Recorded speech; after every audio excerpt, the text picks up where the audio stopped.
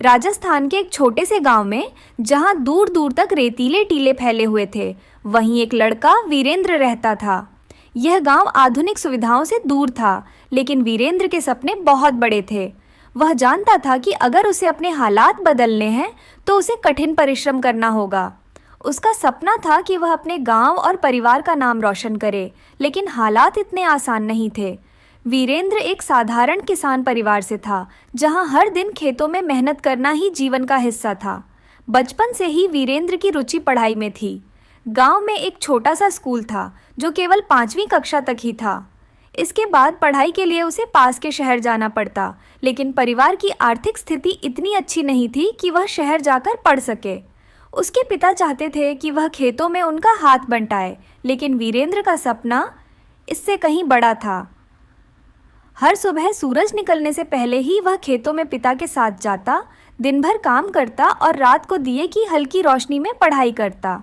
गांव के बुजुर्ग अक्सर कहते, पढ़ाई लिखाई से कुछ नहीं होता, असली कमाई तो खेतों में मेहनत करने से होती है।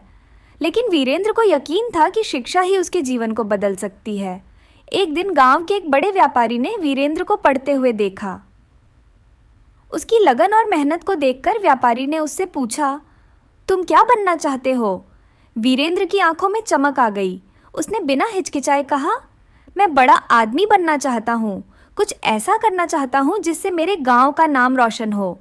व्यापारी उसकी सोच से प्रभावित हुआ और उसने वीरेंद्र की मदद करने का फैसला किया। उसने वीरेंद्र को शहर में पढ़ाई करने के लिए एक छात्रवृत्ति दिलाने में मदद की। वीरेंद्र के लिए यह किसी सपने के सच होने जैसा था।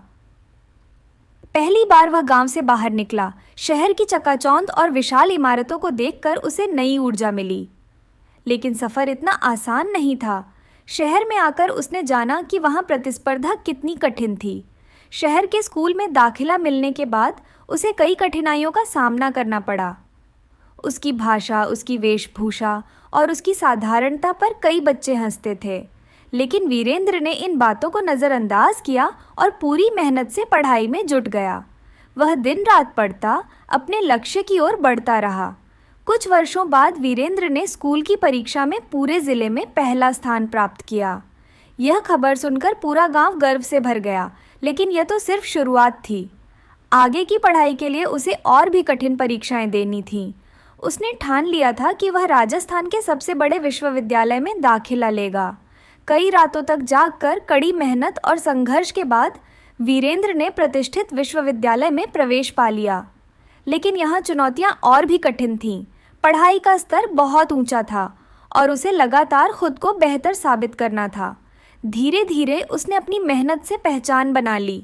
विश्वविद्यालय में टॉप करने के बाद उसे एक बड़ी कंपनी में नौकरी का प्रस्ताव मिला। लेकिन वीरेंद्र के मन में हमेशा अपने गांव की यादें ताज़ा थीं। वह चाहता था कि वह अपने गांव लौटे और वहां के बच्चों को पढ़ाई के लिए प्रेरित करे। अपने गांव लौटने से पहले उसने एक योजना बनाई। उसने सोचा कि अगर वह सिर्फ नौकरी कर लेगा तो यह उसका व्यक्तिगत विकास होगा, लेकिन अगर वह गांव की शिक्षा व्यवस्था को सुधारने में मदद करेगा तो इससे पूरे समाज का विकास होगा। इसलिए उसने पहले खुद को और सक्षम बनाने के लिए उच्च शिक्षा प्राप्त करने का निर्णय लिया। इसके बाद वीरेंद्र ने कड़ी मेहनत से एक प्रतिष्ठित प्रतियोगी परीक्षा पास की और सरकारी प्रशासनिक सेवा में चयनित हुआ। अब वह न केवल अपने परिवार बल्कि पूरे समाज की सेवा करने की स्थिति में था। वह अपने गांव वापस लौटा, जहां उसका भव्य स्वागत हुआ। गांव के लोग गर्व से बोले, देखो हमारा वीरेंद्र अफसर बन गया। लेकिन वीरेंद्र की असली यात्रा अब शुरू हुई थी। उसने गांव में एक बड़ा बदलाव लाने की ठानी। सबसे पहले उसने गांव में एक नई स्कूल बिल्डिंग बनवाने का प्रस्ताव रखा। इसके लिए उसने सरकार से मदद मांगी और अपने प्रयासों से गांव में शिक्षा का माहौल विकसित किया। अब बच्चों को पढ़ाई के लिए शहर नहीं जाना पड़ता था। इसके अलावा उसने गांव में एक पुस्तकालय भी स्थापित किया ताकि हर उम्र के लोग किताबों से ज्ञान प्राप्त कर सकें।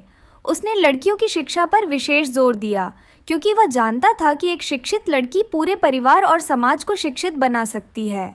गांव में शिक्षा का स्तर बढ़ने लगा और अब बच्चे अपने सपनों को पूरा करने की ओर बढ़ने लगे। वीरेंद्र को इस बात की खुशी थी कि उसकी मेहनत रंग ला रही थी, लेकिन वह अभी और भी बदलाव लाना चाहता था। उसने गांव में स्वच्छता अभियान चलाया, किसानों को नई तकनीकों से अवगत कराया और महिलाओं के लिए स्वरोजगार के अवसर पैदा किए। धीरे धीरे गांव में खुशहाली आने लगी और वीरेंद्र का सपना साकार होता दिखने लगा। वह जानता था कि यह सिर्फ एक शुरुआत थी, आगे उसे और भी बहुत कुछ करना था। वीरेंद्र के प्रयासों से गांव में सकारात्मक बदलाव आने लगे, लेकिन वह जानता था कि अभी और भी काम बाकी था। उसने गांव के युवाओं को रोजगार के नए अवसर देने की योजना बनाई। उसने सरकार की सहायता से एक प्रशिक्षण केंद्र स्थापित किया, जहां गांव के युवा कंप्यूटर, सिलाई, कढ़ाई और कृषि से जुड़ी आधुनिक तकनीकों की शिक्षा ले सकते थे। गांव की महिलाएं भी अब आत्मनिर्भर बनने लगीं। वीरेंद्र ने उन्हें स्वयं सहायता समूहों से जोड़ा, जहां वे हस्तकला, मसाला उत्पादन और जैविक खेती जैसे कार्यों में प्रशिक्षित हुईं। धीरे धीरे गांव के उत्पाद शहरों तक पहुंचने लगे, जिससे गांव की अर्थव्यवस्था मजबूत होने लगी।